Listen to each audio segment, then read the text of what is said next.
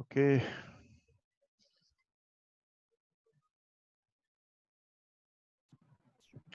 जी, अस्सलाम वालेकुम। हरीम, आपको आवाज़ आ रही है?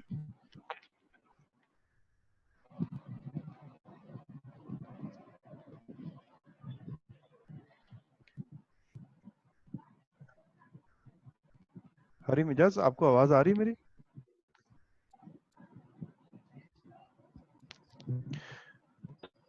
स्टूडेंट अपना हैंड फ्री यूज़ किया करें, स्पीकर से लेक्चर मत सुने क्योंकि आपको रिप्लाई भी करना है। और चैट पे मुझे रिप्लाई ना करें कि आवाज़ आ रही है। मुझे माइक ऑन करके मुझसे बात करें, मुझे बताएं आवाज़ आ रही है। जी जी सर, आ रही है आपकी आवाज़। ओके, क्लियर आवाज़ आ रही है ना? ठीक है, ठीक है बेटा, लेक्चर जी स्टार्ट जी की। क्लियर आ रही है। ठीक है और तमाम स्टूडेंट्स को बता रहा हूँ कि आप हैंड फ्री यूज़ करें। बस जैसे मैं सवाल करता हूँ वो जवाब दे। चैट पे बहुत एक्स्ट्रा लिखने की जरूरत नहीं है क्योंकि आपकी कंसंट्रेशन डाइवर्ट होती है। तो आप सिर्फ फोकस करें लेक्चर के ऊपर ना। और ये चेक हम पहले कर लेते हैं क्योंकि हमारे पास स्टाफ एक्स्ट्रा मौजूद है जो इसी को ट्रैक कर रहा होता है कि टीचर की आवाज़ क्लियर आ रही है, कहीं टीचर ने अपना माइक म्यूट तो नहीं कर दिया है। तो इसलिए एक बात जो बहुत अहम है, जहन में रख लीजिए, एजुकेशन मौजूदा दौर में हासिल करने का जो मीडियम है वो ऑनलाइन है और उसके लिए बेसिक टूल जो है वो आपका इंटरनेट पैकेज है। जैसे बाज़ औक़ात किसी एरिया में मोबाइल सिग्नल्स ना आने की वजह से आपको आवाज़ नहीं आ रही होती है, बिल्कुल सेम इस तरह अगर आपका इंटरनेट पैकेज स्लो है तब भी प्रॉब्लम आ रहा होगा। वो आपको लग रहा है कि वो क्या नाम है 5 एमबीपीएस का है, लेकिन आपके यूज़र साथ में हो तब भी प्रॉब्लम आता है। शाम के वक्त वैसे भी वो डाउन हो जाता है, तो उसको अपग्रेड कर लीजिए। ठीक है, जिन स्टूडेंट को प्रॉब्लम आ रहा है सिर्फ उसकी मेन कॉज ये है, या फिर आपका मोबाइल जो है वो उसका वर्जन जो है वो अपग्रेड नहीं हुआ हुआ है। तो इन चीज़ों को टेक्निकली आके फ़ौरन रिजॉल्व करें क्योंकि एजुकेशन हासिल करने का मीडियम मौजूदा दौर में ऑनलाइन ही है। फिजिकल क्लासेस रिज्यूम हो या ना हो इसका कोई गारंटी नहीं है। तो अब यही एक मीडियम है और हमारे पास एक ही साल है जिसके अंदर हमें अपने आप को प्रूफ करना है और हमारा पूरा कैरियर इस पर डिपेंड करता है। तो इसलिए सेकेंड ईयर में तवज्जो से टाइम वेस्ट के बगैर क्लासेस अटेंड करें और मैक्सिमम क्लासेस लीजिए।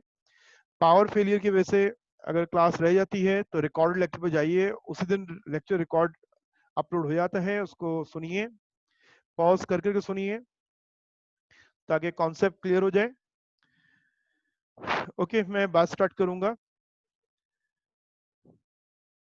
टेक्निकल किसी को प्रॉब्लम आता है, आपके फ्रेंड को आता है तो उसको भी बता दीजिए कि खुद यहाँ आ जाए। अभी एक स्टूडेंट ने कहा था मुझे, लेकिन मैंने चेक करवा दिया, डिस्टेंस से चेक करवा दिया। किसी स्टूडेंट से पूछा कि उनको आवाज़ आ रही है? यस, उनको बिल्कुल क्लियर आवाज़ आ रही थी, उनकी आवाज़ मुझे भी आ रही थी। अब रिकॉर्ड लेक्चर पे जाएंगे तो हम दोनों की आवाज़ आपको बिल्कुल क्लियर आ रही होगी। ओके, अब हम बात को शुरू करते हैं। आज हमारा फर्स्ट डे है सेकेंड ईयर में केमिस्ट्री का। तो पहले तो हम ये बात करते हैं कि हमारा एम क्या है, ऑब्जेक्टिव क्या है। हमें नॉलेज के साथ मैक्सिमम मार्क्स गेन करने हैं, नॉलेज के साथ। तो मैं अमूमन ये कहता हूँ, ये मेरा कोट है जो मैं आपसे शेयर करता हूँ, कि आप जिंदगी का एक एम बनाएं कि आपको अचीवमेंट अगर हासिल करनी है ना तो वो बगैर किसी मेहनत के नहीं होगी। वरना आप ऑर्डिनरी रहोगे, एक्स्ट्रा एफर्ट्स करोगे तो तभी आप अचीवमेंट्स हासिल कर सकते हो। ये कभी भी ऐसा नहीं है कि अचीवमेंट और सक्सेस जो है वो खुद ब खुद आपके पास आ जाए। उसके लिए आपको रात देर तक जागना पड़ता है, याद करना है केमिस्ट्री को, या लर्निंग कंटेंट बहुत ज्यादा है। अगर आप डे 1 से स्टार्ट करोगे तो आप कर पाओगे। अगर आप समझेंगे दिसंबर तक वेट करते हैं, अभी ईद आने वाली है, उसके बाद मुहर्रम आएगा, फिर उसके बाद विंटर स्टार्ट हो जाएगा, तो आप अपने आप को ही धोखा देंगे और अपना ही वक्त ज़ाया करेंगे। तो आज से ही स्टार्ट करना है। जो पढ़ना शुरू हो पढ़ाई शुरू हो चुकी है आपकी, तो इसके लिए लर्निंग को चीज़ों को याद करने के लिए आपको क्लास के बाद भी बैठ के उसको रिवाइज करना है। फिर जैसे जैसे वक्त बढ़ता जाता है, कंटेंट जमा होता जाता है, तो हमें फिर सुबह जल्दी उठना होता है और मुस्तकिल मिजाजी, ये बहुत अहम चीज है जिससे आपको चीजें हासिल होती हैं। मुस्तकिल मिजाजी से आपको हार्ड वर्किंग करनी है। ओके, हम स्टार्ट करते हैं अपनी बुक से। हमारी सेकेंड ईयर की बुक जो है इसके कंटेंट्स क्या हैं। मैंने ओरिएंटेशन में वर्बली समझाया था तो चीजें इतनी क्लियर नहीं होती हैं। मैं जो बात करना चाह रहा हूं वो आपको बिल्कुल क्लियर होना चाहिए। आप मेडिकल के स्टूडेंट्स हैं, आपको और ज्यादा एक्स्ट्रा एफर्ट्स करनी है कि आपको नॉलेज पूरी बुक की होनी चाहिए। फर्स्ट ईयर आपको वेस्ट नहीं किया, एग्जाम नहीं हुआ, लेकिन नॉलेज तो आपने गेन की, जो एक बड़ी अचीवमेंट है। अब हम सेकेंड ईयर की बात कर रहे हैं। सेकेंड ईयर में हमारी बुक जो है इसके कंटेंट्स क्या हैं। ये उसामा साहब मुझसे पूछ रहे हैं सर बायो की क्लास कब होगी। भाई बायो की क्लास कब होगी, मैं केमिस्ट्री क्लास पढ़ा रहा हूँ, मैं आपको क्या बताऊँ बायो क्लास कब होगी। आप ऐसे सवाल जो है ना वो एडमिन से किया करें, और मैं ऐसे क्वेश्चंस को निगलेक्ट करता हूँ। लेकिन बहरहाल एकदम सवाल है, मैंने समझा कि कोई क्वेश्चन करना चाह रहा है तो आप एडमिन में फ़ोन करें और वहाँ से आपको बताएंगे टाइम टेबल क्या है, और थोड़ा सा जिम्मेदारी का एहसास करें। टाइम टेबल आपसे शेयर हो चुका है, ऑल्टरनेट डेज में क्लास होती है। ये केमिस्ट्री क्लास है, इससे पहले आपकी बायो क्लास हुई है। तमाम स्टूडेंट जहाँ मौजूद हैं, मेरे पास पार्टिसिपेंट्स में 37 के करीब हैं, और बायो क्लास आप अटेंड कर चुके हो। वक्फा हुआ था नमाज का, 7:45 पे केमिस्ट्री क्लास स्टार्ट हुई है। आज केमिस्ट्री का डे है, कल फिजिक्स है। नेक्स्ट वीक में थर्सडे को आपकी केमिस्ट्री क्लास है। हम बुक की बात कर रहे हैं, जरा गौर से बात सुनिए कि आपकी बुक जो है इसके कंटेंट्स क्या हैं। तो देखें बहुत क्लियरली यहाँ मेंशन है part 1 and part 2। Page number 3 part 2 यहाँ नजर आ रहा है। Part 2, part 1 is in organic chemistry and part 2 is on organic chemistry. दो अलग ब्रांच केमिस्ट्री की है, एक साथ क्यों पढ़ाया जा रहा है बुक के अंदर। वजह यह है कि इन दोनों के पढ़ने का अंदाज एक ही है।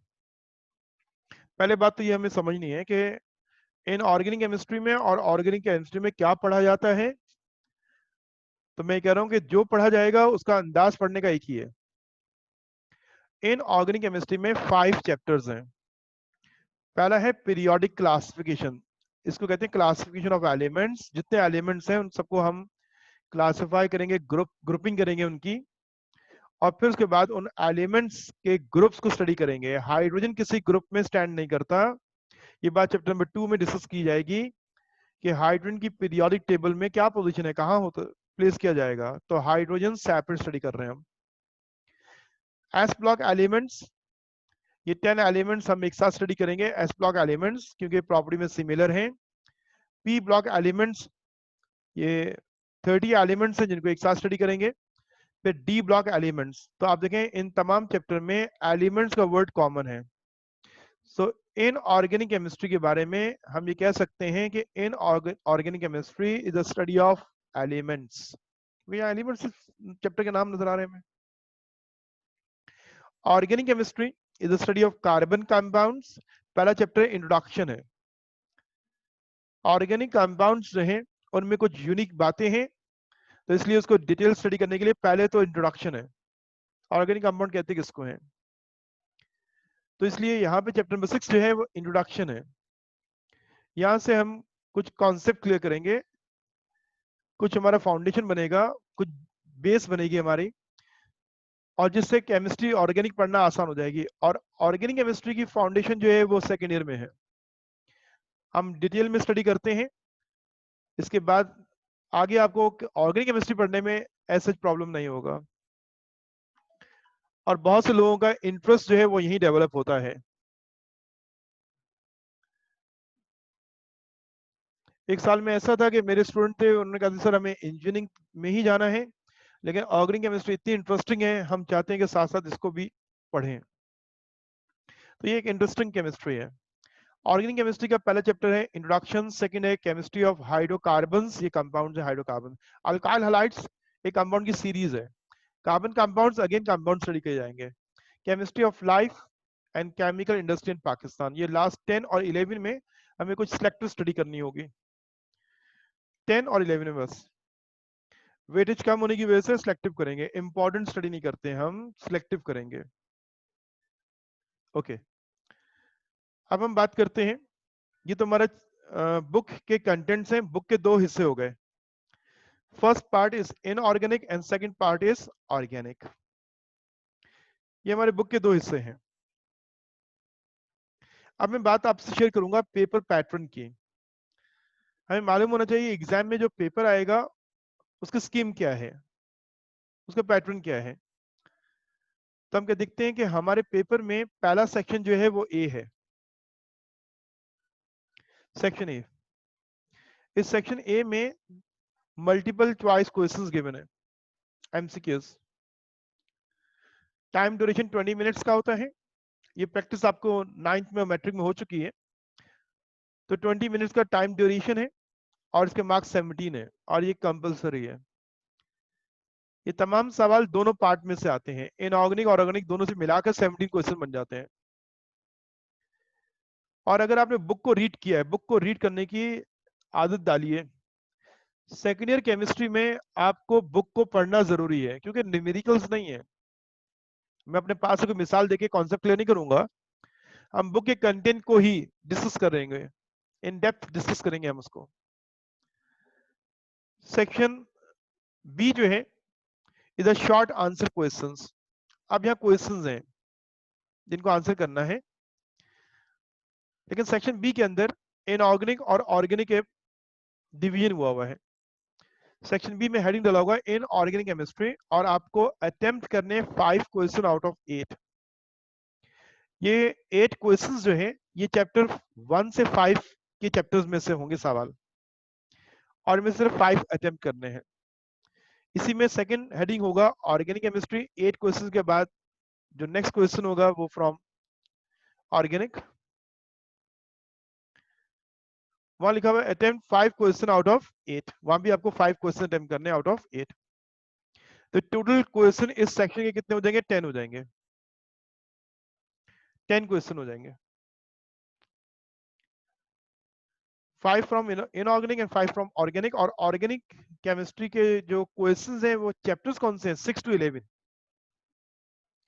Section C is a detail answer questions, इसके मैक्सिमम मार्क्स 28 है।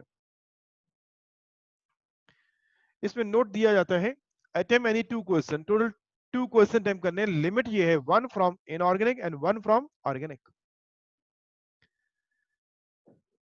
आपको इनऑर्गेनिक में 2 सवाल दिए जाएंगे, question number 3 and question number 4 होगा, 3 एंड 4। आपको इनमें से कोई एक अटेम्प्ट करना है।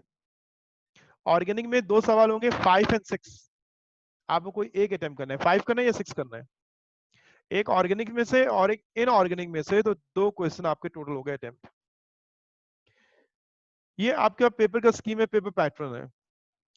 आप कोई पेपर सामने रखते हैं ताकि देखते हैं कि बाकी सवाल ऐसे होते हैं। ये 2018 का पेपर आपसे मैं शेयर कर रहा हूं, जरा इसको देखिए। 2018, time duration 20 minutes, maximum marks 17। Section A multiple choice question, और ये क्वेश्चन कितने हैं? 17। ये देखिए 17। या कोई डिवीजन नहीं है, पूरी बुक में से सवाल है। और ये 17 बुक रीड करने से, क्लासेस रेगुलर लेने से आप इसको इजीली अटेम्प्ट कर सकते हो। और केमिस्ट्री में 99 मार्क्स हासिल करना कोई मुश्किल बात नहीं है।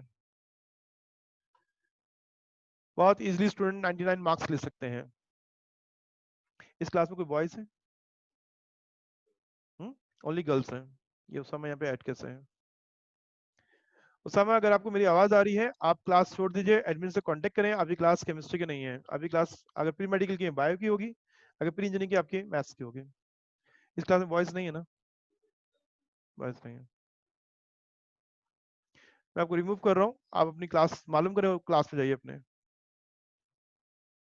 देख लीजिए कोई बॉयज गलती से तो नहीं आ गई क्लास के अंदर, और तो नहीं, आप देख लें।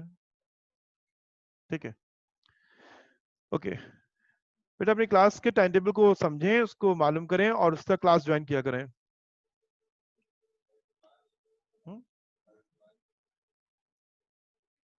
चेक करें इसके ग्रुप में है या नहीं है।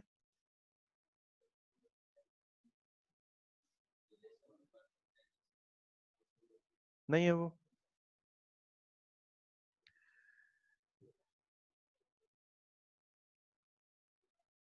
हो गए, लेफ्ट हो गए, खुद लेफ्ट हो गए, लेफ्ट हो गए वो भी ना। यस, क्या हमारे पास स्टूडेंट लिस्ट में है अरशमान अहमद? किसी और क्लास में होंगे तो देख ले। मैं अभी स्टूडेंट को प्रॉब्लम, कुछ लोगों को याद नहीं है क्लास कौन सी उनकी। एनीहाउ, ओके बेटा, हम बात कर रहे थे पेपर को। सेक्शन ए तो बहुत आसान एमसीक्यूज है। हम सेक्शन बी की बात करते हैं। शॉर्ट आंसर क्वेश्चंस होते हैं, आपको टोटल 10 अटेम्प्ट करने हैं। लेकिन इन ऑर्गेनिक की हेडिंग डाला हुआ है ना, इन ऑर्गेनिक के जो सवाल हैं ये आपके 8 हैं टोटल, 1 से लेकर देखिए कितने हैं ये क्वेश्चन, ये 8 क्वेश्चन है। आपको सिर्फ 5 अटेम्प्ट करने हैं, और ऑर्गेनिक में रिमेनिंग 8 है, 9 to 16। आप यहां से भी कितने अटेम्प्ट करेंगे? 5। तो दोनों में से 5 + 5 कितने हो जाते हैं? 10 क्वेश्चन ये हो जाते हैं। क्वेश्चन का अंदाज क्या होता है, क्वेश्चन किस किस्म के होते हैं, जरा उसको देख लीजिएगा। ये पहला सवाल जो है इन ऑर्गेनिक का चैप्टर नंबर 1 में से है, डिफाइंड पीरियड एंड ग्रुप्स। मैं तमाम सवाल डिफाइन तो नहीं करूंगा, डिस्क्राइब नहीं करूंगा, मैं सिर्फ वो सवाल जो बहुत कॉमन है उनको समझाने की कोशिश करूंगा, और पेपर में सवाल किस अंदाज के हैं वो आपको समझाने की कोशिश करूंगा। यहाँ पे डिफाइन, डेफिनेट बतानी है पीरियड और ग्रुप्स की, पीरियड टेबल में ग्रुप्स और पीरियड्स को डिफाइन करना है। अगला सवाल जो है ये वो है जो मैंने आपको ओरिएंटेशन क्लास में कहा था कि इलेक्ट्रॉनिक कॉन्फ़िगरेशन की प्रैक्टिस कर लीजिएगा। लिखा हुआ यहाँ पे सवाल में, give the valence shell configuration. Electronic configuration नहीं, वैलेंस शेल कॉन्फ़िगरेशन, ये कौन सी होती है कॉन्फ़िगरेशन? तो इलेक्ट्रॉनिक कॉन्फ़िगरेशन आपको प्रैक्टिस कर ले तो उसी में हम समझेंगे कि वैलेंस शेल कॉन्फ़िगरेशन पर क्या होता है। ये किसी एलिमेंट की नहीं है, पूरे ग्रुप की कॉन्फ़िगरेशन बताई जाएगी। अल्कली मेटल, इनकी वैलेंस शेल कॉन्फ़िगरेशन है NS1। तो ये टॉपिक जो है सेकंड ईयर का है, इसको यही समझेंगे इंशाल्लाह। अगर आपसे कहा जाता है write down the configuration of sodium, तो फिर आप कहते हैं 1s2 2s2 2p6 3s1। लेकिन आगे कहा जाएगा अल्कली मेटल्स, ये पूरे ग्रुप की कॉन्फ़िगरेशन बतानी है, NS1।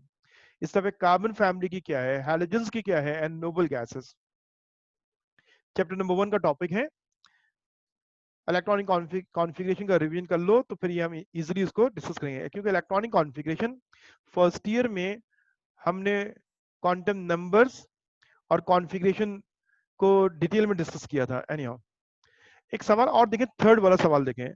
आपको कंपाउंड्स के स्पेसिफिक नेम गिवन है, केमिकल नेम नहीं है, आपको पहचानना है ये कंपाउंड कौन सा है। Right the formula of the following compound, एक सवाल आता था, अब ये यू कंबाइन के सवाल बनता है।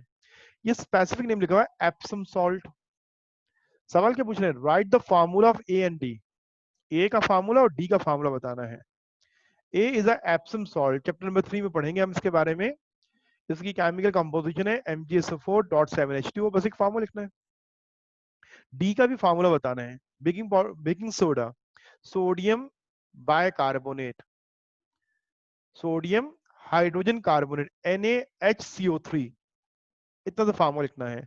तो ये स्पेसिफिक नेम जहां जहां बुक में आ रहे होंगे वहां मार्क करते जाएंगे, लिस्ट बनाएंगे और उन सबको साथ साथ याद करेंगे हम।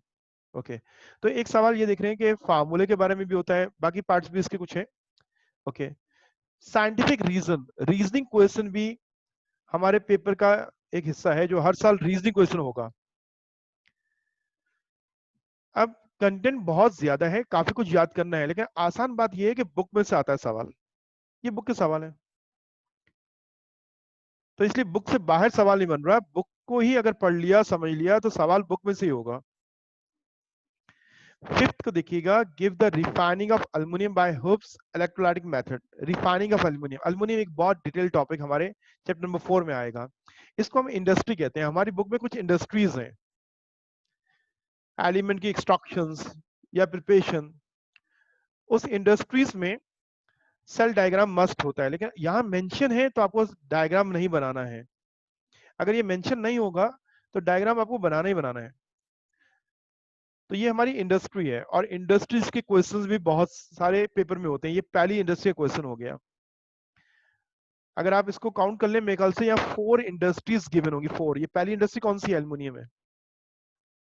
1 याद रखिएगा, मैंने कहा एल्युमिनियम पहली इंडस्ट्री का सवाल आ गया। IUPAC name of the complexes, इनके आईयूपैक नेम पढ़ने हैं, चैप्टर नंबर 5 में हम पढ़ेंगे। थोड़ा इंटरेस्टिंग है, चैप्टर नंबर 5 में डिस्कस करेंगे। ओके, यहाँ देखिए ये 8th पार्ट जो है, ये सवाल बहुत कॉमन है, पेपर में जरूर होगा। Complete and balance equation. इस रिएक्शन को एक्सप्लेन नहीं करना कि action of NaOH on carbon monoxide क्या हो रहा है, action of concentrated nitric acid on sulphur क्या हो रहा है, नहीं। आपको सिर्फ इक्वेशन को मुकम्मल करना है और वो बैलेंस फॉर्म में लिखनी है आपको। तो इक्वेशंस का सवाल भी बहुत कॉमन है। Scientific reason, equation, industries, formula, ये कॉमन क्वेश्चन है। इनऑर्गेनिक हो गए। ऑर्गेनिक में आइएगा। ऑर्गेनिक में एक सवाल जो मस्ट है, draw and explain the orbital structure. ये स्ट्रक्चर का एक टॉपिक हमारा फर्स्ट में लास्ट रह गया था, एक टॉपिक रह गया था, हाइब्रिडाइजेशन। ये वो टॉपिक है असल में, ये मस्ट है क्वेश्चन। हम इंशाल्लाह इसको बहुत डिटेल में डिस्कस करेंगे, हम इसको डिटेल में स्टडी करेंगे और इसमें आपको कुछ कोई प्रॉब्लम नहीं होगी, क्योंकि ये वही है जो फर्स्ट में पढ़ना था, तो यहाँ पे हम उसको दोबारा वैसे पढ़ेंगे उसको। ये 4 मॉलिक्यूल्स हैं जिनका ऑर्बिटल स्ट्रक्चर ड्रॉ करने के लिए अमूमन आता है, और एक्सप्लेन है तो साथ में एक्सप्लेनेशन भी लिखनी होगी। मीथेन, इथेन, इथीन, इथाइन 4 एक क्लास में आता है एग्जाम में हर साल। तो फिर इसको फोकस ज्यादा करना है। ये ऐसा नहीं है कि ये मैंने इंपॉर्टेंट बता रहा हूँ, नहीं, मैं ये कह रहा हूँ कि ये सवाल जब हर साल आ रहा है तो मैं बाकी बुक में से इस पे जरा एक्स्ट्रा एफर्ट्स करूंगा। जैसे फर्स्ट टीम में हमने कहा था कि balance the following equation by ions electron method, ये हमें हर साल एग्जाम में पेपर में नजर आ रहा है। तो फिर बेवकूफी है कि हम उसको इग्नोर कर रहे हो, हम तो फिर उसको एक्स्ट्रा तवज्जो देते हैं और उसको याद करते हैं। बिल्कुल इस तरह यहाँ भी हो रहा है। इन ऑर्गेनिक में इक्वेशन मुकम्मल करनी थी। ऑर्गेनिक में मैकेनिज्म ऑफ रिएक्शन आ रहा होता है, mechanism, bond cleavage, bond formation आपको एक्सप्लेन करना होता है विद मैकेनिज्म। तो ये मैकेनिज्म है यहाँ पे। आईयूपीएक नॉमेनक्लेचर एक बहुत इंटरेस्टिंग टॉपिक है कि ये कंपाउंड है, अगर ये ट्रिपल बॉन्ड यहाँ से मूव करके मैं कहीं और ले जाऊंगा तो फिर नेम क्या हो जाएगा। तो ये बहुत इंटरेस्टिंग टॉपिक है, naming, nomenclature of the organic compounds. यहाँ पे देखें ऑर्गेनिक में भी क्या है, प्रिपरेशन के रिएक्शंस भी दिए हुए हैं, इक्वेशंस बनानी है आपको। Give a simple chemical test, ये केमिकल रिएक्शंस बस के जरिए आपको डिस्टिंग्विश करना है इनके दरमियान। तो ये हमारे शॉर्ट आंसर क्वेश्चंस थे इनऑर्गेनिक और ऑर्गेनिक के। अब डिटेल में आ जाइए इनऑर्गेनिक के अंदर। अभी तक हमें एक इंडस्ट्री नजर आई थी ना शॉर्ट में। अब यहां देखिएगा कि ये लिखा हुआ है, how is soda ash manufactured by ammonia solvent process. ये हमारी सेकंड इंडस्ट्री हो गई। लिखा हुआ है, draw the flow chart also. आप यहाँ इसका फ्लो चार्ट भी ड्रॉ करना है। सिर्फ फ्लो चार्ट का क्वेश्चन भी आता है, लेकिन ये कंबाइन कर दिया इन्होंने। तो ये हमारी सेकंड इंडस्ट्री हो गई है। सोडा ऐश, सोडियम कार्बोनेट की को मैन्युफैक्चर करना है बाय सॉल्वेंट प्रोसेस।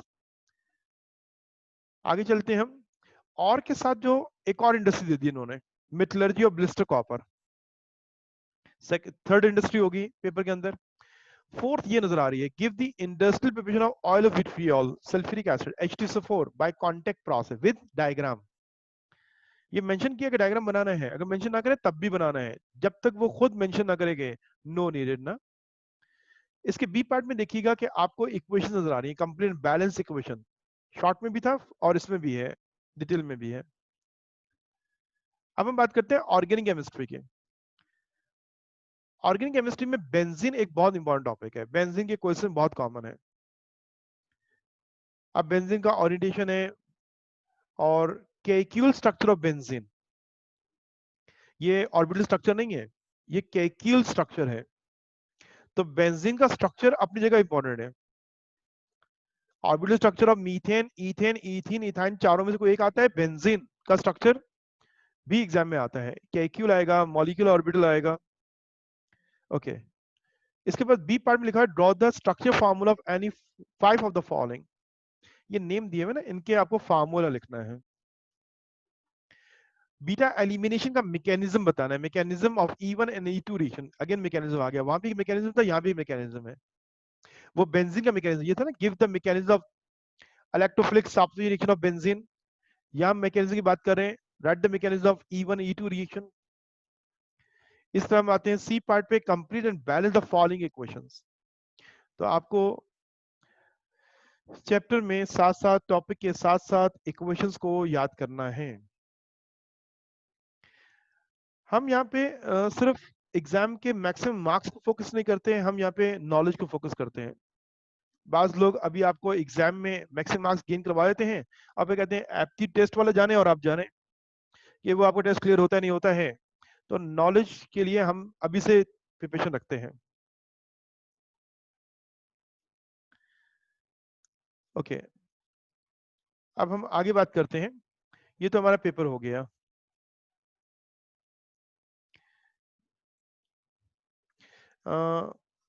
अभी एक स्टूडेंट ज्वाइन किया और वो कह रही है स्क्रीन शेयर नहीं हो रही है ना, वो फिर अब दोबारा ज्वाइन कर रही है। तो बेटा मैं इसमें आपकी कोई हेल्प नहीं कर सकता हूँ। ये ऐसा नहीं है कि मेरे हाथ में एक बुक मौजूद है मैं उठा के आपके घर में दे दूंगी, आप देख लें आपको नजर आ रहा है नहीं आ रहा है। तो इसके लिए आपको एडमिन से कांटेक्ट करना पड़ेगा। नहीं, आप टीचर से ये कहेंगे वो आपको इसका मसले का हल नहीं कर सकते। आपने लॉगिन सही नहीं किया होगा, आपने विद ऑडियो ज्वाइन नहीं किया होगा, आवाज नहीं आएगी। आपका इंटरनेट का स्पीड जो है वो स्लो डाउन हो गया होगा, जिसकी वजह से इश्यूज आ रहे होते हैं।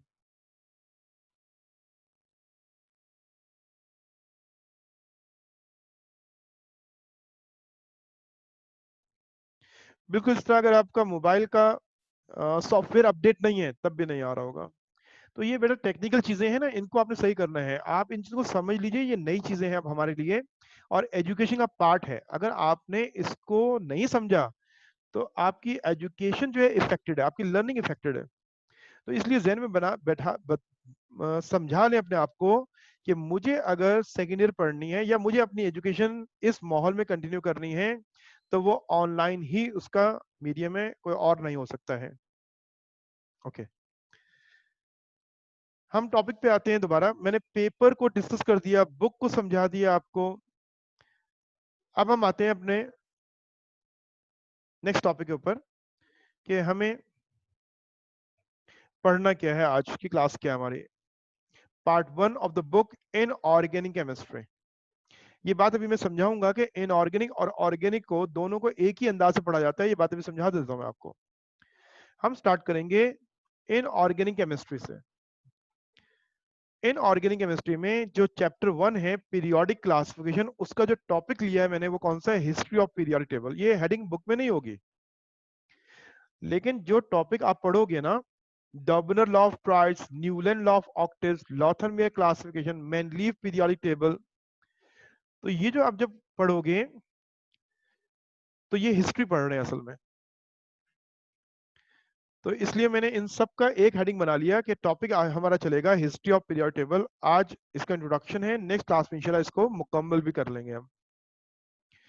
आज का हमारा लेक्चर नंबर 1 होगा।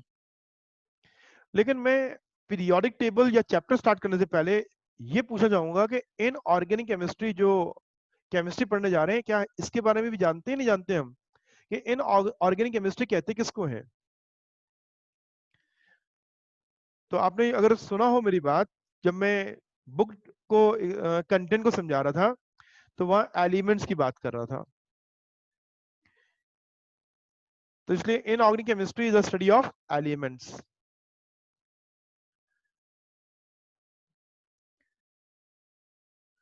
बीच में अगर मैं कोई क्वेश्चन ले रहा हूं, सिर्फ आपको पार्टिसिपेट करवाने के लिए ले रहा हूं, कोई आपको टेस्ट या एग्जाम नहीं हो रहा है। आपको अगर आंसर नहीं मालूम है और आप अपनी राय नहीं देना चाहते हैं तो आप स्ट्रेट बता सकते हैं, तो मैं किसी और से सवाल ले लूंगा या फिर मैं अपनी बात को कंटिन्यू करूंगा। तमाम स्टूडेंट ज्वाइन करते हैं हैंड फ्री से, ताकि उनका माइक ऑन हो या मैं ऑन कर अनम्यूट करूं तो वो मुझसे बात कर सकें। और तमाम स्टूडेंट को अटेंटिव रहना है, मैं किसी से भी सवाल कर सकता हूं, किसी को भी पार्टिसिपेट करवा सकता हूं। अलीना इशफाक, आपको आवाज आ रही है?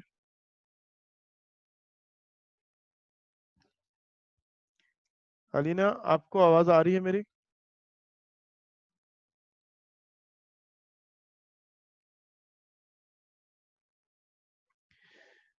फिर मैं रिपीट करूंगा भाई, ये YouTube की कोई वीडियो नहीं देख रहे हैं कि जिस तरह भी देख लें हम टीवी लगा के।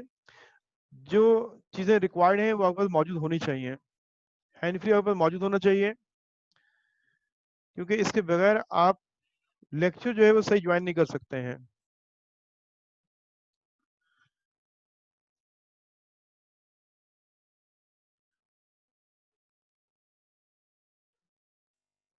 अस्सलाम वालेकुम।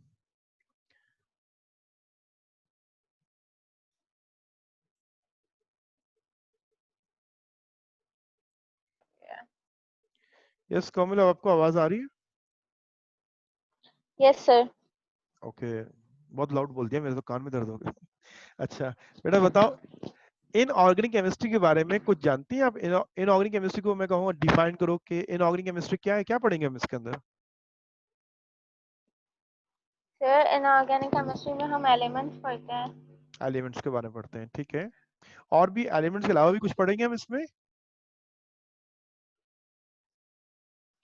सर मुझे कोई आइडिया नहीं है अभी। कोई बात नहीं बेटा, ठीक है। चलिए बेटा, सब बात सुनेंगे। In organic chemistry without life, तो आप सराउंडिंग में देखें किन चीज में लाइफ नहीं है, तो हम देखते हैं कि हमारे आसपास जो मिनरल्स है ना, वो एलिमेंट से मिलके बने हुए हैं। तो मिनरल्स एलिमेंट्स से मिलके बने हुए हैं, तो एलिमेंट्स में भी लाइफ नहीं है। जैसे हम कहते हैं कि आयरन में लाइफ नहीं है, और आयरन के जो कंपाउंड्स हैं उनमें भी लाइफ नहीं है। तो in organic chemistry deals about the study of all elements, तमाम एलिमेंट को स्टडी करना। मैग्नीशियम, ये मैग्नीशियम है, आयरन है, कैल्शियम है, मोलिब्डेनम है, कॉपर है, तमाम एलिमेंट जितने भी हैं, 92 एलिमेंट्स हैं नेचुरल अकरिंग ना, 92 की बात करें नेचुरल अकरिंग एलिमेंट्स, उन तमाम को स्टडी करना विद देयर कंपाउंड्स। सिर्फ एलिमेंट नहीं, कैल्शियम एक एलिमेंट हो गया, calcium compound, calcium carbonate, calcium hydroxide. तो the study of elements and their compounds is called inorganic chemistry.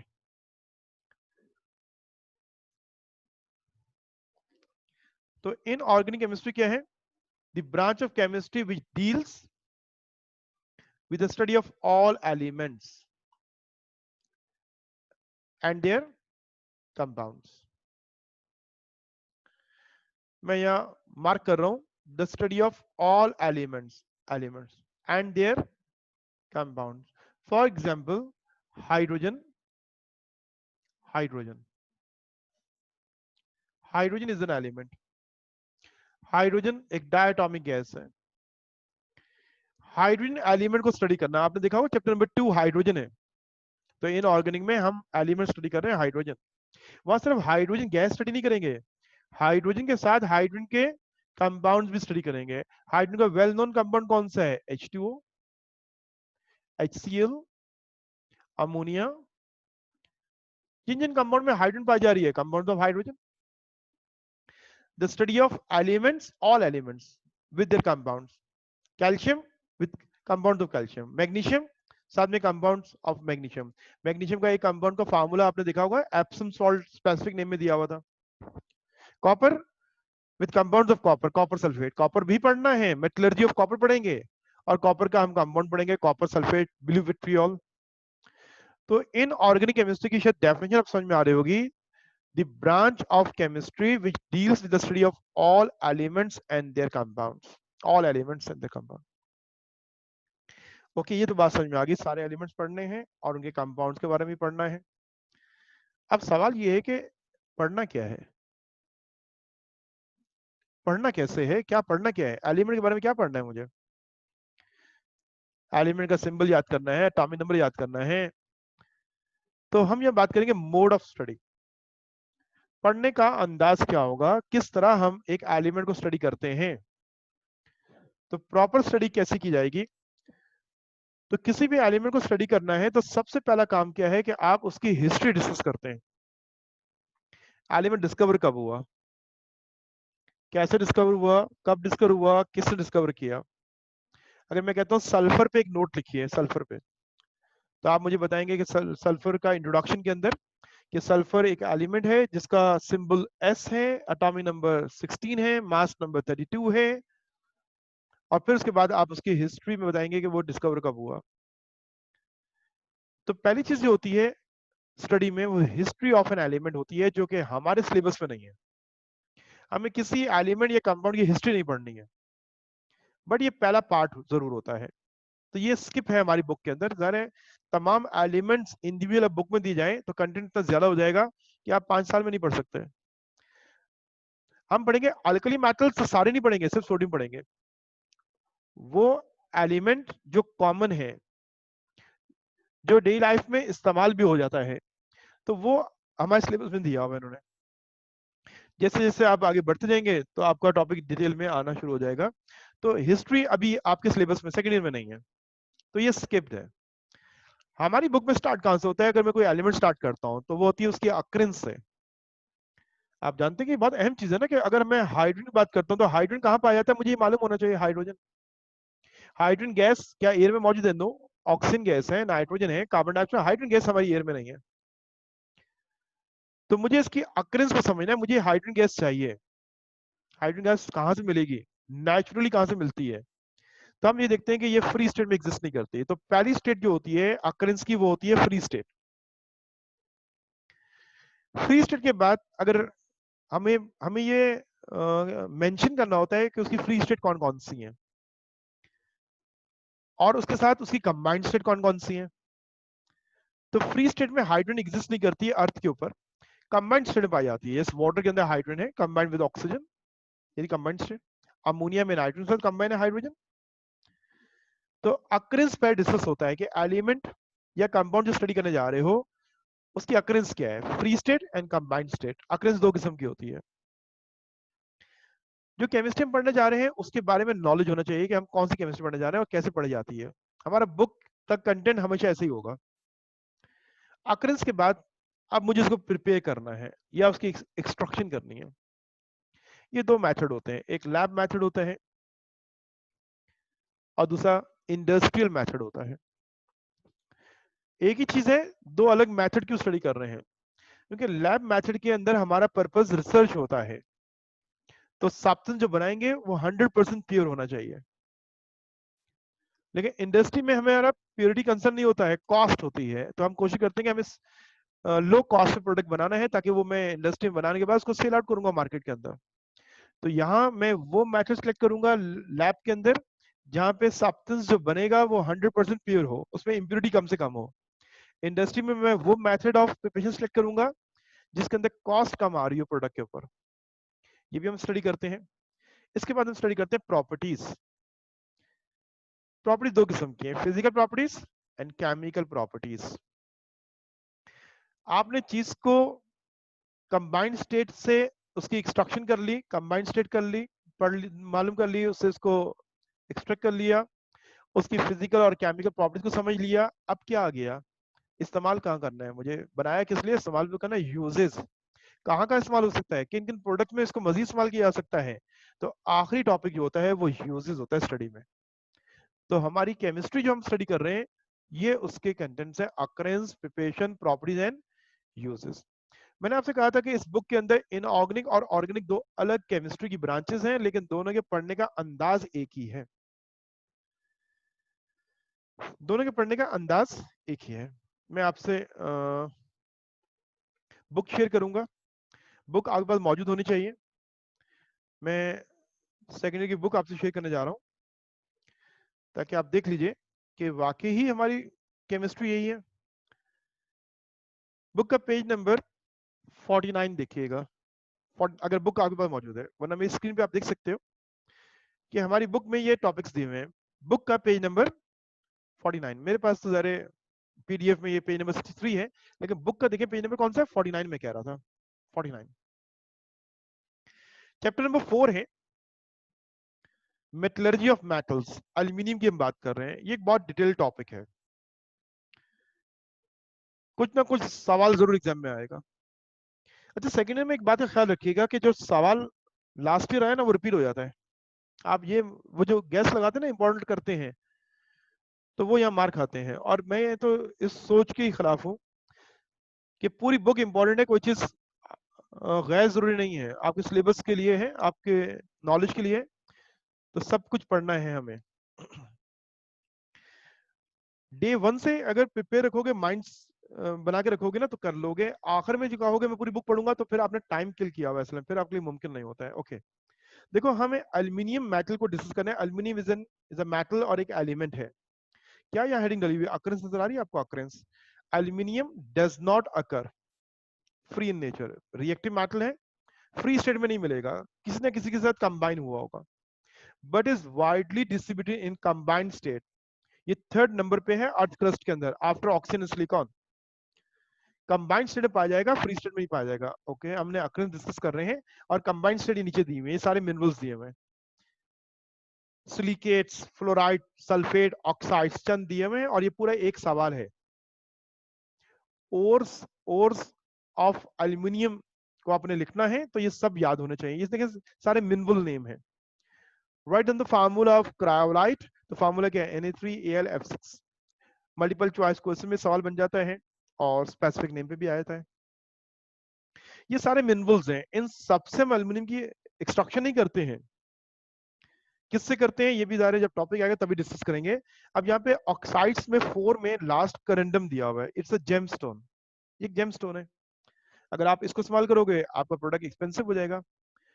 हम जो ओर यूज करेंगे ना, बॉक्साइट ओर यूज करते हैं एल्यूमिनियम की एक्सट्रैक्शन के लिए।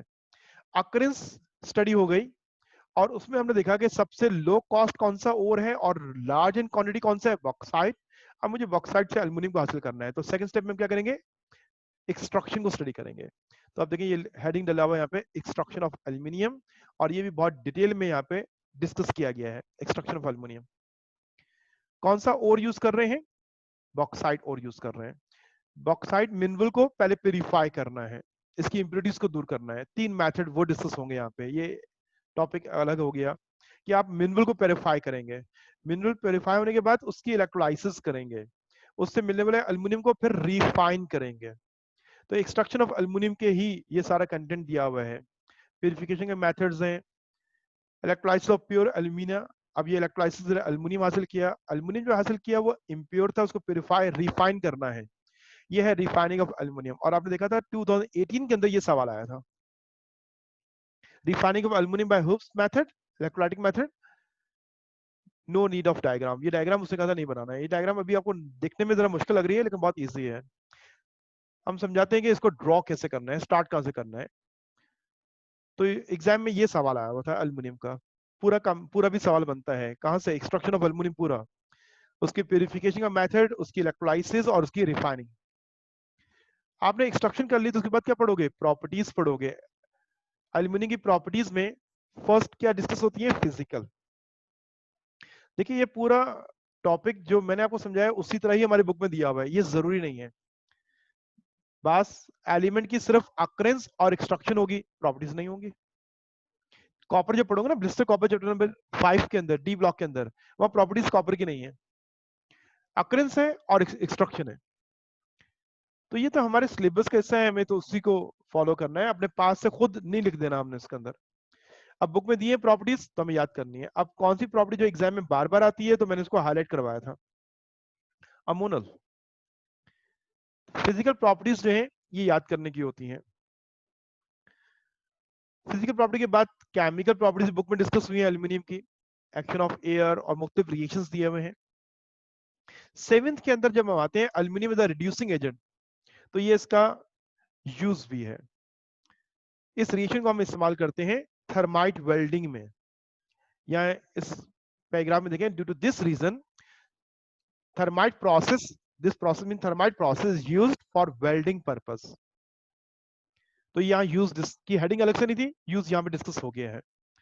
ये जरूरी नहीं है कि ये तमाम चीजें जो हैं हर एलिमेंट हर कंपाउंड के बारे में गिवन हो, occurrence, preparation, properties and uses. जितना कंटेंट दिया हुआ है उतना ही हमें पढ़ना है, लेकिन पढ़ने का अंदाज हमेशा होता ही ऐसा ही है। एल्यूमिनियम एक एलिमेंट जब डिस्कस हुआ तो उसके बाद इन ऑर्गेनिक केमिस्ट्री में सिर्फ एलिमेंट स्टडी नहीं हो रहा है, element and their compound. Alum is a phitkari compound of aluminium. आप देखें इन सब में आपको एल्यूमिनियम नजर आएगा, एल्यूमिनियम नहीं सॉरी, पोटेशियम एलम डिस्कस करें एल्यूमिनियम में। हम एलम जो स्टडी करेंगे वो कौन सा स्टडी करेंगे? पोटेशियम स्टडी करेंगे, which is the compound of aluminium. तो यूं हमारी इन ऑर्गेनिक केमिस्ट्री में हम देखा कि study of elements and their compounds. मैंने आपसे स्टार्ट में कहा था कि इन ऑर्गेनिक केमिस्ट्री जो है और ऑर्गेनिक केमिस्ट्री का पढ़ने का अंदाज एक जैसा है। अब आ जाए बुक का पेज नंबर 129, आपकी बुक का, और मेरे पास ये 143 पे दिया हुआ है। मैं बात कर रहा हूं about page number 129। Organic chemistry, chemistry of methane. अब मीथेन एक कंपाउंड है जिसको स्टडी करना है। ऑर्गेनिक कंपाउंड्स और कार्बन कंपाउंड्स, यहाँ कोई एलिमेंट स्टडी नहीं होता ऑर्गेनिक केमिस्ट्री के अंदर, कंपाउंड स्टडी होते हैं। मीथेन, पहला पैराग्राफ देखो तो इसमें अक्रेंस की बात हो रही है कि methane is the first and simplest member of alkane family. Methane organic compound का फर्स्ट मेंबर है। जितने भी ऑर्गेनिक कंपाउंड एग्जिस्ट करते हैं, जो सबसे स्मॉलेस्ट है वो कौन है? मीथेन है। मीथेन नेचुरली एग्जिस्ट करती है किसमें? नेचुरल गैस में। In Pakistan natural gas occurs in the form of Sui gas. ये छोटी सी उन्होंने हमसे अक्रेंस डिस्कस कर दी है। ऑर्गेनिक कंपाउंड में स्ट्रक्चर एक बहुत इंपॉर्टेंट टॉपिक होता है। ऑर्गेनिक कंपाउंड्स में मॉलिक्यूलर फार्मूला इंपॉर्टेंट नहीं है, स्ट्रक्चर फार्मूला इंपॉर्टेंट है, क्योंकि स्ट्रक्चर चेंज होने से कंपाउंड चेंज हो जाता है। ये एक बहुत इंटरेस्टिंग चीज है जो इनऑर्गेनिक में नहीं होती है। स्ट्रक्चर ऑफ मीथेन, ये वो हाइब्रिडाइजेशन है जो आपको समझानी है। ये बहुत सिंपल से बना हुआ है, मैंने कहा था आपको मैं बहुत डिटेल में पढ़ाऊंगा इसको, कि आपको प्रॉब्लम नहीं होगा। डिस्कस करेंगे हम इसको। अक्रेंस के बाद प्रिपरेशन का टॉपिक होता है। ऑर्गेनिक कंपाउंड में स्ट्रक्चर की अहमियत है, इसलिए वो यहाँ एक्स्ट्रा डिस्कस हो रहा है। प्रिपरेशन ऑफ मीथेन, ये सब लैब मेथड दिए हुए हैं। प्रिपरेशन के बाद प्रॉपर्टीज आ जाती हैं, physical properties, chemical properties. In organic में केमिकल प्रॉपर्टीज के मैकेनिज्म नहीं है। ऑर्गेनिक में chemical properties mean chemical reaction के मैकेनिज्म है। यहाँ पे इसके दो केमिकल प्रॉपर्टीज हैं, एक हैलोजनेशन है विद मैकेनिज्म। ये हैलोजनेशन हो रही है मीथेन के, ये केमिकल रिएक्शंस हैं। सिर्फ इक्वेशंस नहीं, विद मैकेनिज्म। इसका मैकेनिज्म एक इंपॉर्टेंट टॉपिक है। Free radical mechanism, bond cleavage, ये पहली इक्वेशन है। क्लोरीन का मॉलिक्यूल का सनलाइट से बॉन्ड टूट रहा है, फ्री रेडिकल फॉर्मेशन हो रही है। डिस्कस करेंगे हम इसको जब टॉपिक आएगा हमारा। और सेकंड केमिकल प्रॉपर्टी कंबस्शन दिया हुआ है। प्रॉपर्टीज के बाद आखिरी टॉपिक क्या होता है? यूजेस। आप देखें ये यूजेस ऑफ मीथेन की हेडिंग आ गई। तो आपने ये देख लिया, इनऑर्गेनिक और ऑर्गेनिक का मोड ऑफ स्टडी एक जैसा ही है। ओके, इसके यहाँ देखिए मीथेन एंड हो गया, अब नया कंपाउंड ईथेन स्टार्ट हो रहा है। कहाँ स्टार्ट होगा? अक्रेंस से, ये लिखा हुआ है। It occurs along with methane and natural gas. Occurrence discuss हुई। तो बस ये बात आपसे मुझे डिस्कस करनी थी कि आपको अंदाजा हो जाए कि बुक का कंटेंट क्या है और बुक में पढ़ना क्या है। अब दोबारा हम आते हैं अपने टॉपिक के ऊपर कि हम इन ऑर्गेनिक केमिस्ट्री में चैप्टर नंबर 1 आज हमें पढ़ना है। और चैप्टर नंबर 1 क्या है? Periodic classification. हमें एलिमेंट्स को क्लासिफाई इसलिए करना है कि तमाम एलिमेंट्स को इंडिविजुअल याद करना मुमकिन नहीं है, ग्रुपिंग की जाए। सिमिलर एलिमेंट्स के ग्रुप कर दें और ग्रुप को हम की लर्निंग करेंगे जो हमारे लिए आसान होगा। हमें क्लासिफिकेशन का जो मेथड है, हमारा म्यार क्या है? वो एटॉमिक थ्योरी का एक पोस्टुलेट है कि properties of elements are based on atomic mass. Properties based on atomic mass, ये जॉन डाल्टन एटॉमिक थ्योरी है ना, उसका ये अहम पोस्टुलेट है। चैप्टर नंबर 1 में मैंने कहा था 2 टॉपिक हैं। अभी जो टॉपिक हम स्टडी कर रहे हैं वो क्या है? हिस्ट्री।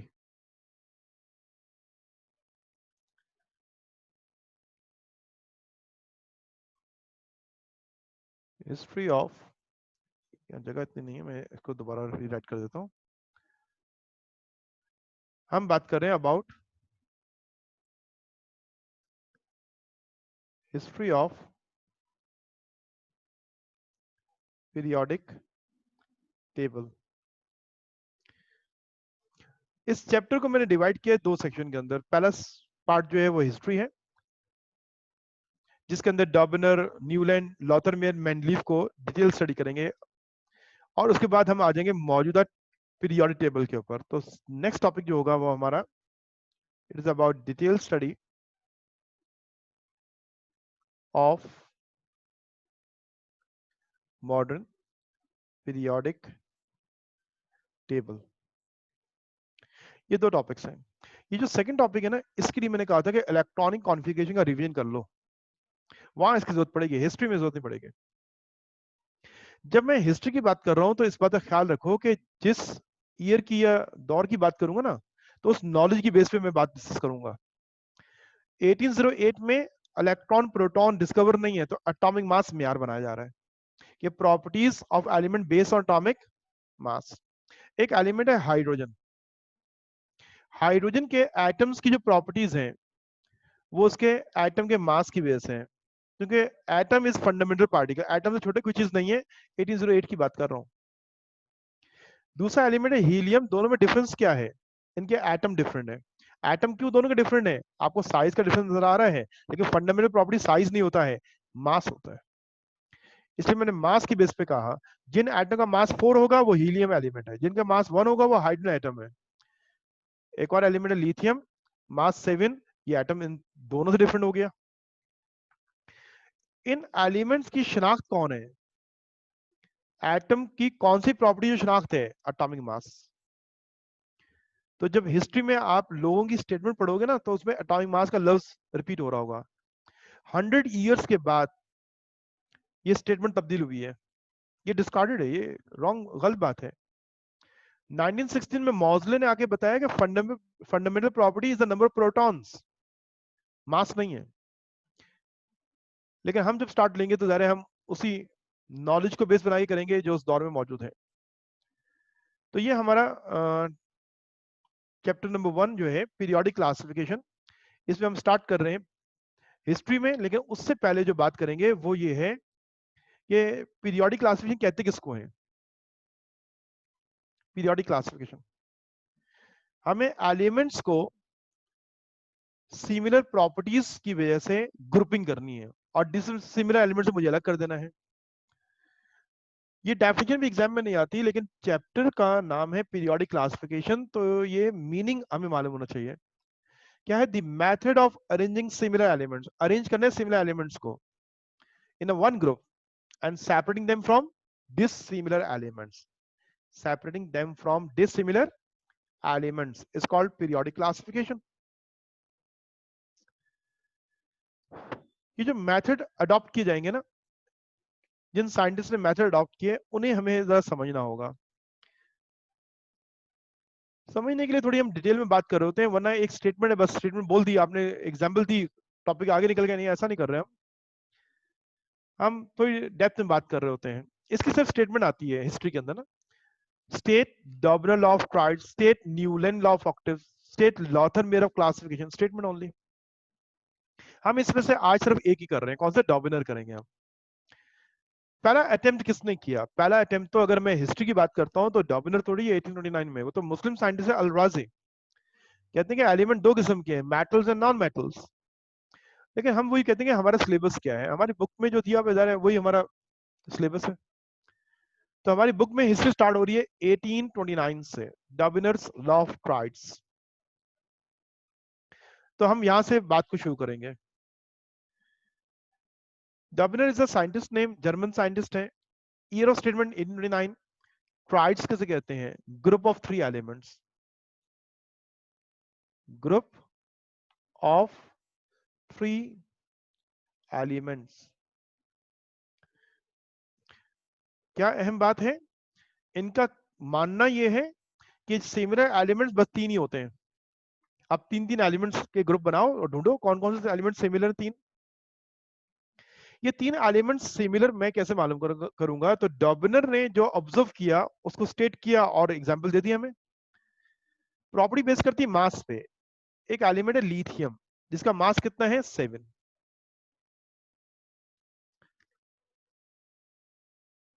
दूसरा एलिमेंट कोई भी आप ले लें, जैसे पोटेशियम लिया मैंने, जिसका मास कितना है? 39। कोई भी 2 एलिमेंट ले लें और उनके एटॉमिक मास का एवरेज निकाल लें। जो एवरेज वैल्यू आएगी ना, जिस एलिमेंट की वो वैल्यू है, वो इनका मिडिल एलिमेंट बन जाएगा। ये 3 पूरे हो जाएंगे। 2 एलिमेंट के मिडिल एलिमेंट कौन सा होगा? जिसका टाइम मास इन दोनों के टाइम मास के एवरेज के बराबर होगा। आइए सम करते हैं। 7 प्लस 39, मुझे मीन निकालना है, डिवाइड बाय 2। ये कितना आएगा? 46 डिवाइड बाय 2। क्या आंसर आ रहा है? 23। अगर ये एटॉमिक मास किसी एलिमेंट का नहीं है, आप सेकंड एलिमेंट पोटेशियम हटाएं, कोई नया एलिमेंट ले आए, कैल्शियम ले आए, आयरन ले आए, कोई भी ले आए। ऐसे 2 एलिमेंट का ग्रुप बनाकर उनके टाइम मास का एवरेज निकाला। अगर ये मास जिस एलिमेंट का है वो इनका मिडिल एलिमेंट है, तो देखिए क्या हमारे पीरियोडिक में कोई एलिमेंट ऐसा है जिसका टाइम मास 23 होता है? फर्स्ट ईयर में हमने एटॉमिक मास कॉमन एलिमेंट के याद किए थे, नहीं याद है? आप पीरियोडिक में देख लीजिए, यस ये एलिमेंट एग्जिस्ट करता है। कौन सा एलिमेंट है? सोडियम। क्या मास है उसका? 23। मिडिल एलिमेंट मिल गया और ये ट्राइड पूरा हो गया। तो जिस मेथड से ट्राइड बनाया गया तो वो सिमिलर एलिमेंट्स का ही ट्राइड बना है। ये सिमिलर एलिमेंट्स हैं, प्रॉपर्टी में सिमिलर है। क्या प्रॉपर्टी सिमिलर है? They all are reducing agent. मैंने आसान कर लिया, मैं कहूँ lithium is a reducing agent, sodium is a reducing agent, potassium is also reducing agent. 3 दफा लिखने के बजाय मैं कहूँ कि alkali metals are reducing agent, तो आसान बात होगी ना। जब मैं कहूंगा group 1 A elements are reducing agent, तो इसका मतलब इसमें जो जो मौजूद है मेंबर वो सारे रिड्यूसिंग एजेंट है, तो हमारा स्टडी इजी हो जाता है। तो अपनी आसानी के लिए क्लासिफिकेशन कर रहे हैं, तो यूं ये ट्राइड फाइंड आउट हो गया है। किसी भी दो एलिमेंट के टाइम मास का एवरेज किसी एलिमेंट से मैच करेगा, वो उनका मिडिल एलिमेंट बन जाएगा। अब मैं स्टेटमेंट नंबर 1, क्योंकि डॉबनर ने ट्राइड्स की फॉर्मेशन में 2 स्टेटमेंट दिए हैं, स्टेटमेंट नंबर 1 की भी हम बात कर रहे हैं। मैं ये बात दोबारा अब स्लाइड की फॉर्म में शेयर करता हूं कि स्टेटमेंट नंबर 1 है क्या, जो मैंने अभी आपसे डिस्कस की है। ये स्टेटमेंट एग्जाम में आती है। In a triad the atomic mass of middle element is approx the average of the atomic masses of other 2 elements.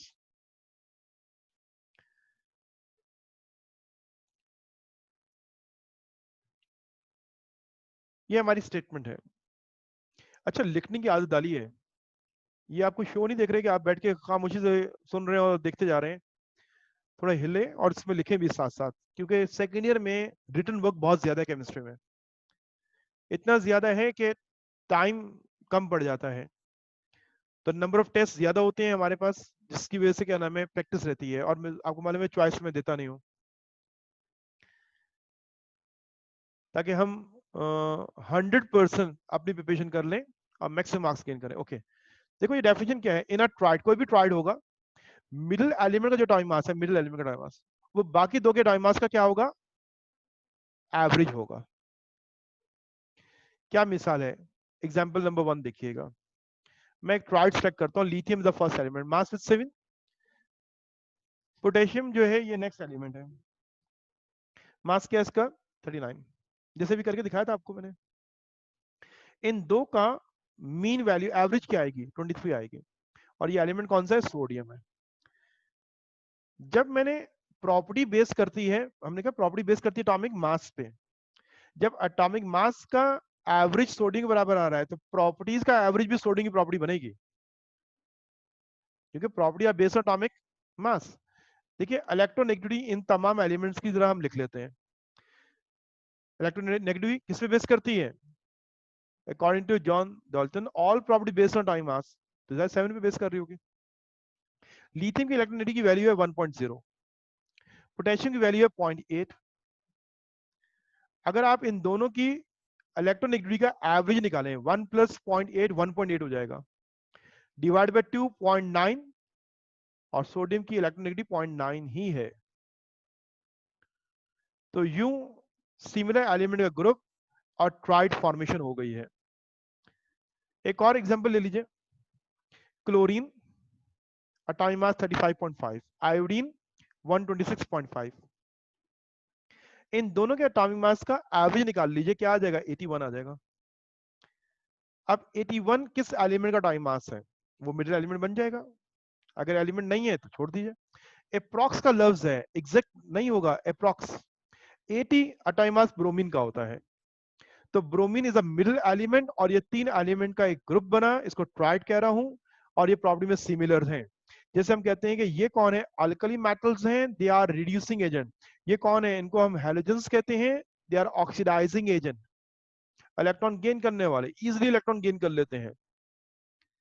तो यूं ग्रुपिंग हो रही है इस स्टेटमेंट की बेस पे, क्लासिफिकेशन हो रही है और ग्रुप बनना शुरू हो गए, ट्राइड्स बन रहे हैं। ट्राइड फॉर्मेशन का क्या कोई और भी मेथड है? स्टेटमेंट नंबर 2 पे आएंगे हम। अगर मास सेम होगा, अगर मास सेम होगा तो प्रॉपर्टी सेम होंगी। तो जिन एलिमेंट के एटॉमिक मास नियरली सेम है वो प्रॉपर्टी में सिमिलर होते हैं, because properties are based on time mass.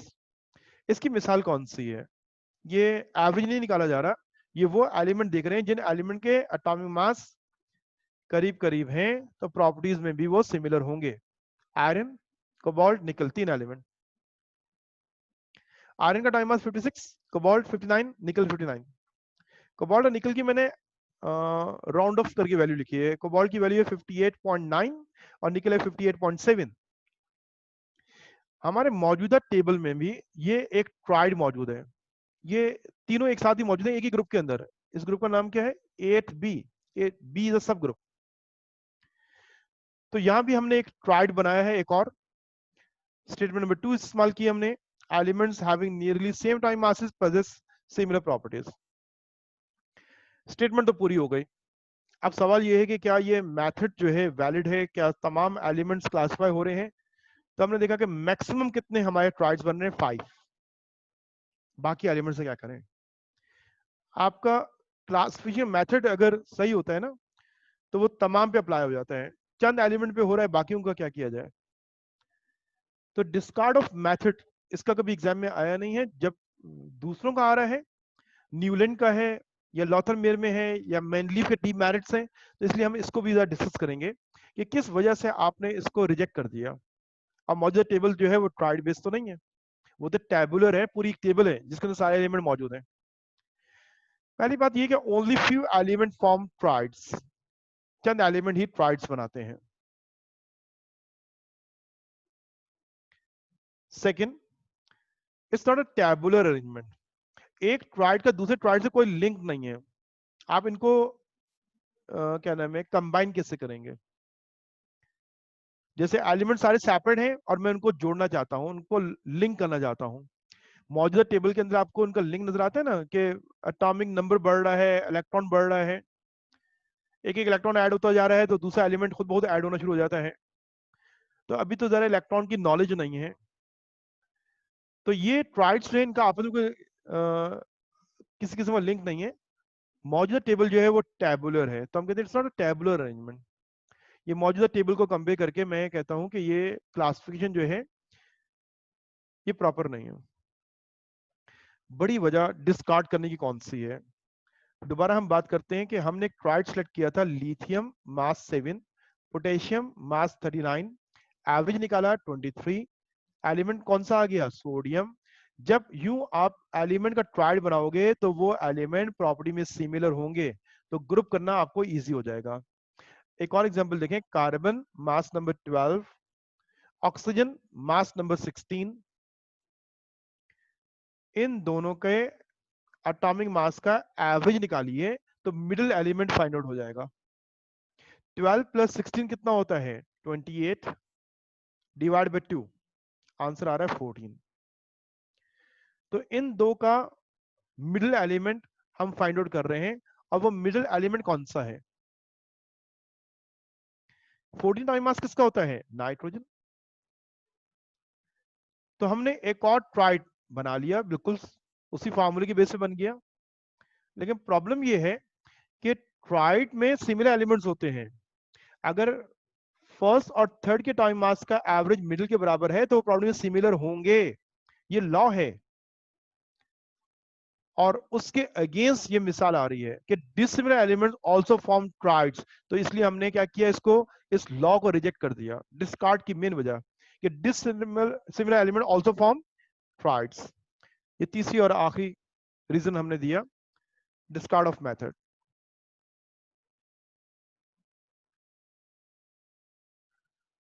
Okay, आज हमारी बात जो थी, अब ये मैंने जब बात की है तो भागना मत शुरू करें, हैंड फ्री मत उतारिए और पूरी बात को तवज्जो सुने। हमारे पास जो LMS है ना, ये पेड वर्जन है, फ्री हमने कोई चीज नहीं ली हुई है। तो हमारे यहाँ ये इशू ही नहीं है कि क्लास अब खत्म होने वाली है। मैं ये क्लास मुसलसल 10 घंटे की भी कंटिन्यू कर सकता हूँ विदाउट ड्रॉप हुए। तो इसलिए अब आपको घर नहीं जाना है, रात हो गई है, आप घर में ही बैठे हुए हैं, इसलिए अगर क्लास 9 से 9:05 9:10 पे जा रही है तो इजी रहे। तो जब तक हम एंड नहीं करते, अस्सलाम वालेकुम नहीं करते, तब तक आप बात को तवज्जो सुनते रहेंगे। आज का टॉपिक हमारा यहां तक ही था। चैप्टर 1 हमने स्टार्ट किया है, history of the periodic table, और उस हिस्ट्री में एक साइंटिस्ट के मेथड ऑफ क्लासिफिकेशन डिस्कस किया, जो एक जर्मन केमिस्ट डॉबिनर। नेक्स्ट क्लास कब है आपकी? कल आपकी फिजिक्स की क्लास है। जो लोग फर्स्ट ईयर पढ़ चुके हैं उन सबको पता है कि केमिस्ट्री फिजिक्स ऑल्टरनेट डेज में होती है। आज केमिस्ट्री का टर्न है तो कल किसका है? फिजिक्स का है। मेरा टर्न कब आएगा? अब इस वीक तो नहीं है, नेक्स्ट वीक थर्सडे को केमिस्ट्री क्लास है, और उसमें इंशाल्लाह हम हाफ चैप्टर को मुकम्मल कर लेंगे, जो है हिस्ट्री ऑफ पीरियोडिक टेबल। इसको मुकम्मल कर लेंगे। आपको मालूम होना चाहिए कि अगला टॉपिक क्या है। नोट्स मौजूद हैं, उसमें पढ़िए। बुक मौजूद है, बुक से रीड करें। बुक रीड करना बहुत जरूरी है। हम पढ़ेंगे Newland law of octaves, Lothar Meyer classification, Mendeleev's periodic table, merits and demerits पढ़ेंगे हम, उसके डिटेल में स्टडी करेंगे। तो यूं हमारे टॉपिक मुकम्मल होगा, और मेनली पीरियोडिक टेबल के लिए बहुत तवज्जो से बात को सुनना है। और जिनका इंटरनेट इंटरनेट का प्रॉब्लम आ रहा है उसको रिजॉल्व करें, फौरन रिजॉल्व करें, क्योंकि बेटा ये समझ लें यही मेथड है, यही मीडियम है एजुकेशन हासिल करने का। यहाँ नहीं, अगर ये प्रोलॉन्ग होता है तो यूनिवर्सिटी भी आप ऐसी क्लास ले रहे होगे। तो इसलिए अपने टूल्स को सही कीजिए ना, इंटरनेट पैकेज को बेहतर कीजिए। ओके, चंद स्टूडेंट से मैं हमेशा क्लास के बाद जब मुझे मौका मिला, फीडबैक चाहिए होगा कि आज आपने जब लेक्चर पूरा सुना तो क्या आपको बात समझ में आ रही थी, सुन रहे थे आप? तो इसलिए तमाम स्टूडेंट के पास हैंड फ्री होना चाहिए। माइक के जरिए बात करेंगे, स्पीकर से मत सुनिए, चीजों से जान मत छुड़ाइए, हैंड फ्री लीजिए, ताकि लेक्चर जो है प्रॉपर आप सुन सकें और पार्टिसिपेट भी कर सकें।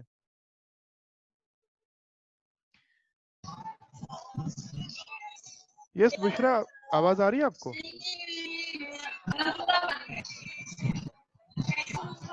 ये सर आ रही है। हाँ, अब मुझे आपकी आवाज आ रही है। बुशरा, ये बताओ कि आज हमने क्या पढ़ा है?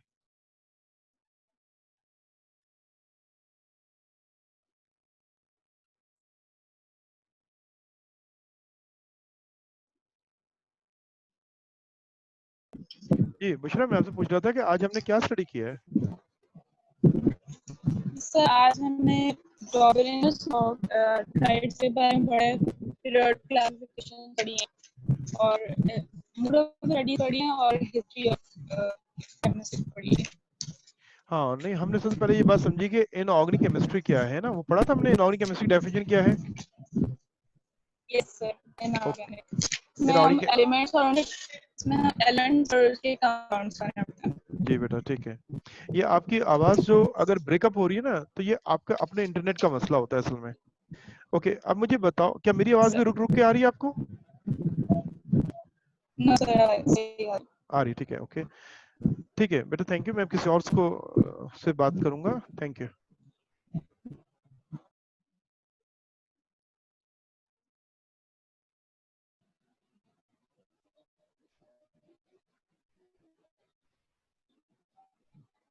यस लाइबा, आपको आवाज आ रही? लाइबा जमाल, मैं आपसे बात कर रहा हूँ। सर आ रही है। आपको आवाज आ रही? जी सर आ रही है। ओके, आप मुझे बताओ कि मोड ऑफ स्टडी क्या होता है इनऑर्गेनिक में? सर मोड ऑफ हम, सर सबसे पहले में हिस्ट्री के बारे में। यस, और सर सबसे करेंस होती है, प्रॉपर्टीज। यस, ठीक है, थैंक यू बेटा।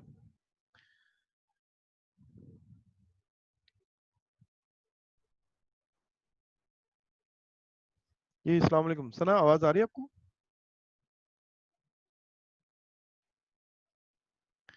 सना, आपको आवाज आ रही है?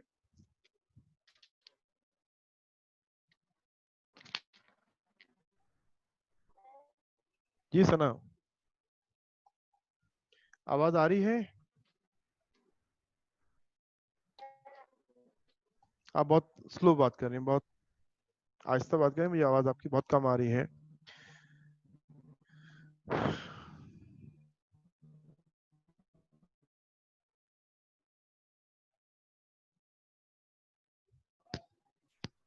इस सुबह आवाज आ रही है आपको?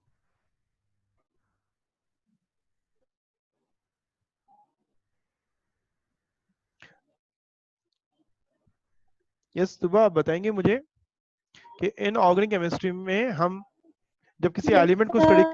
यस बेटा, किसी एलिमेंट को स्टडी करते हैं तो हमारा मोड ऑफ स्टडी क्या होता है? हम एलिमेंट में क्या चीज सबसे पहले स्टडी करते हैं?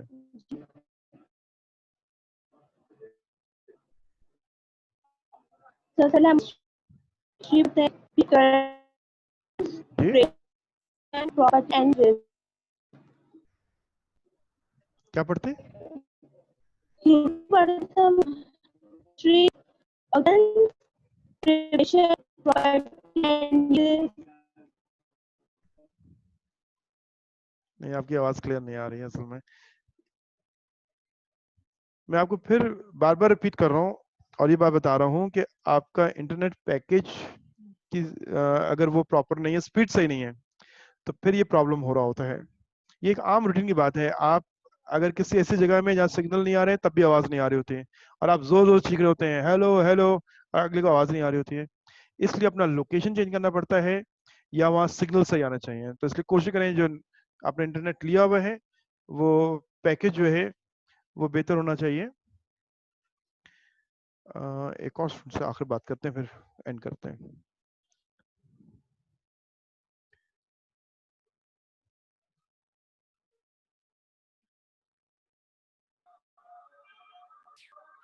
यस मरीम, आवाज आ रही है आपको? Yes, sir. आ रही। हाँ गुड, आपकी आवाज मुझे बहुत क्लियर आ रही है। बेटा आप जरा बता दो मोड ऑफ स्टडी क्या है, क्योंकि कुछ स्टूडेंट से मैं सुन रहा था उनकी आवाज क्लियर नहीं थी। आप बताएंगे कि क्या हमने पढ़ा आज? इनऑर्गेनिक केमिस्ट्री का मोड सर ऑफ स्टडी क्या होता है? यस। मोड ऑफ स्टडी में हम हिस्ट्री पढ़ते हैं एलिमेंट की, फिर उसका ऑक्यूरेंस पढ़ते हैं नहीं, नेचुरली कि एक वो मिनट एक किस मिनट एक मिनट एक मिनट एक मिनट एक मिनट बेटा, हिस्ट्री ऑफ एलिमेंट हम पढ़ते हैं या हमारे सिलेबस में नहीं है? क्या मतलब जी सर? हिस्ट्री ऑफ एलिमेंट हमारी बुक में दी हुई है या नहीं दी हुई है? हिस्ट्री ऑफ कि एलिमेंट डिस्कवर मतलब कब हुआ या पीरियोडिक क्लासिफिकेशन की दी हुई है कि नहीं? आपने शायद गौर नहीं किया। मैं बता रहा था हिस्ट्री ऑफ द एलिमेंट हमारे सिलेबस में नहीं है। फर्स्ट पार्ट तो हिस्ट्री ऑफ द एलिमेंट होता है जरूर, लेकिन हमारी बुक में किसी एलिमेंट की हिस्ट्री गिवन नहीं होगी। हमारे पास पहला पॉइंट जो होगा वो क्या होगा? अक्रेंस होगी। अब बताओ अक्रेंस कितनी किस्म की होती है? दो तरह की होती है, फ्री स्टेट और combined state. Good, free state and combined state होती है। अक्रेंस जब हमें मालूम हो जाए तो फिर उसके बाद क्या स्टडी करते हैं? प्रिपरेशन या फिर एक्सट्रैक्शन। गुड, हम प्रिपेयर और कर ले। उसके दो होता है हाँ मेथड्स, ये दो लैब मेथड होता है और इंडस्ट्रियल मेथड होता है। लैब मेथड जो है वो इम्प्योरिटीज उसके अंदर लेस मतलब ज़्यादा ना आए, इस गुड वजह से यूज़ किया जाता है। इंडस्ट्रियल मेथड का ये होता है कि कॉस्ट लेस हो इस वजह से, और गुड इसके अलावा हम प्रॉपर्टीज की बात करते हैं। गुड, ठीक है प्रॉपर्टीज पढ़ लेते हैं। प्रॉपर्टीज के बाद क्या पढ़ते हैं आखिर में?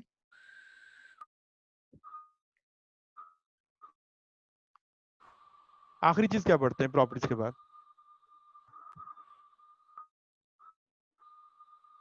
नहीं याद?